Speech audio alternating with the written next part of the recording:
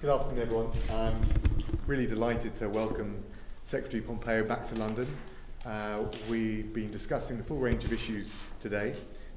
We're going through a whole range of challenges in the world, I think it's fair to say, but there are also great opportunities, and Britain and the United States are absolutely keen and focused on making sure that we grasp them. We've spoken today about our serious concerns about the situation in Hong Kong, particularly in relation to the national security legislation. We talked a bit about the UK offer to B&Os, what we're doing in suspending the extradition treaty, extending the arms embargo to Hong Kong. Mike gave me his perspective on it as well. We're coordinating together with the Five Eyes, and we also discussed next steps, including at G7 level. We also talked about ongoing discussions in relation to 5G and, crucially, how we can diversify our supply chains in relation to telecoms and the 5G network, and also more broadly, learning some of the lessons from coronavirus around PPE and other things, and the work that we can do together in order to facilitate that. That, I think, brought us on to talk about the free trade negotiations. We're looking forward to meeting British and American businesses shortly, given we're each other's biggest investors.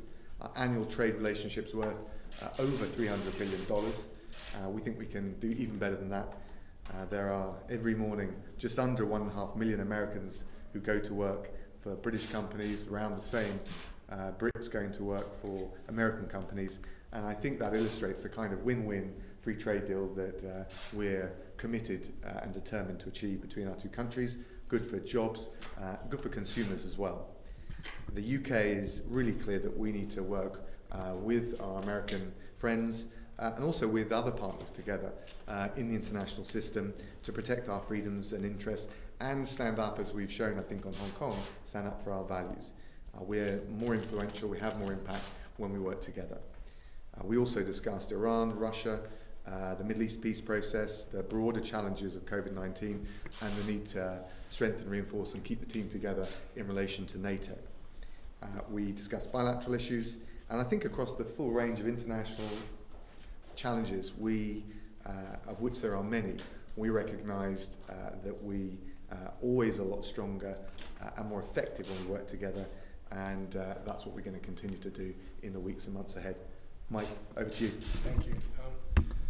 And good afternoon. I want to thank Foreign Secretary Raab for the invitation to be here today. I know it's not easy to host events, especially at these times, so I want to thank you and your staff for putting this all together and making it work. It was a very productive conversation. We, of course, began with the challenge presented by the Chinese Communist Party and the COVID-19 virus that originated in Wuhan, China. On behalf of the American people, I want to extend my condolences to the British people from your losses from this preventable pandemic. The CCP's exploitation of this disaster to further its own interests has been disgraceful. Rather than helping the world, General Secretary Xi has shown the world the party's true face. We talked about how we've seen Hong Kong's freedoms crushed. We've watched the CCP bully its neighbors, militarize features in the South China Sea, and instigate a deadly confrontation with India. I want to take this opportunity to congratulate the British government for its principled responses to these challenges. You've made a sovereign decision to ban Huawei from future 5G networks. You've joined other free nations to condemn China's broken promises on the Sino-British Treaty. You generously opened your doors to Hong Kongers who seek nothing more than fleeing just for some freedom. And yesterday you suspended your extradition treaty and extended your arms embargo on China to Hong Kong itself. We support those sovereign choices. We think well done.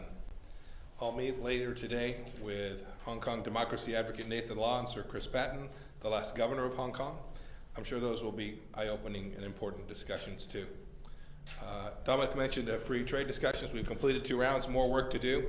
A 3rd round scheduled for later this month. It is a primary focus of the United States to see if we can make progress on this and bring this to a closure just as quickly as possible. I spoke with the Prime Minister this morning about this, and I hope that we can get it finalized before too long. When we leave, Dominc and I will sit down with the British American Business Council to hear about how we can get to the right place, which is reducing trade barriers, and hear more about how we can get opportunities for small businesses and create real wealth and opportunity, good jobs for working people here in the United Kingdom and for Americans too. And finally, I discussed with both the Prime Minister and with the Foreign Secretary the importance of extending the UN arms embargo on the Islamic Republic of Iran. We welcome the recent statement from the United Kingdom, France, and Germany, recognizing that allowing the embargo to expire would have major implications for regional and security stability. And I want to thank the British people too, and the UK government for its role in helping lead the international maritime security construct in the Persian Gulf and the Gulf of Oman. That's important in leadership from a true ally. As Dom and I were talking about this special relationship, you can see it on days like today, where it translates into the ability to have candid, frank discussions on important matters, which really cut to the heart of how we can work together to secure freedom for our peoples in each of our two countries, and both of our countries be forces for good together around the world. And so thanks for the chance to be with you here today. Great, thanks, Mike. So we'll take a couple of questions. Vicky Young from the BBC. First of all, Foreign Secretary, the Russia report today has two central accusations. One, that successive governments have ignored the threat that Russia poses to our democracy, and more specifically, that your government actively avoided looking for evidence of Russian interference in the Brexit referendum. On both points, why have you turned a blind eye? And to the Secretary of State, do you want Britain to take more robust action against China? You have praised the UK government for what it's done so far. Do you think they need to go further? Maybe targeted sanctions of Chinese individuals, for example, banning TikTok maybe. Are you happy with China's investment in the nuclear industry? Vicky, thanks very much. First of all, you mentioned the suggestion that the UK had actively avoided investigating Russia. I think in fairness you'll find that wasn't in the ISC report, it was the comment of one MP, Stuart Hosey, and we categorically reject that. I think if you look, we've got a long period recognising the enduring and significant threat posed by Russia to the UK, including in relation to cyber. Russia is a top national security priority. We call out Russia when it's necessary. We've shown that in relation to the cyber attacks on research and development facilities in the US, the UK and Canada. We've done that together with our partners, and we are not for a second complacent about the threat Russia poses when it comes to cyber. Mike? Your question was about whether we would like the United Kingdom to do more to confront China. I don't think about it that way. We don't think about it that way.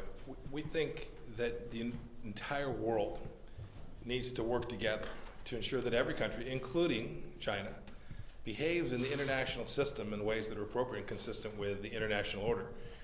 You can't go make claims for maritime regions that you have no lawful claim to. You can't threaten countries and bully them in the Himalayas. You can't engage in cover-ups and co-opt international institutions like the World Health Organization.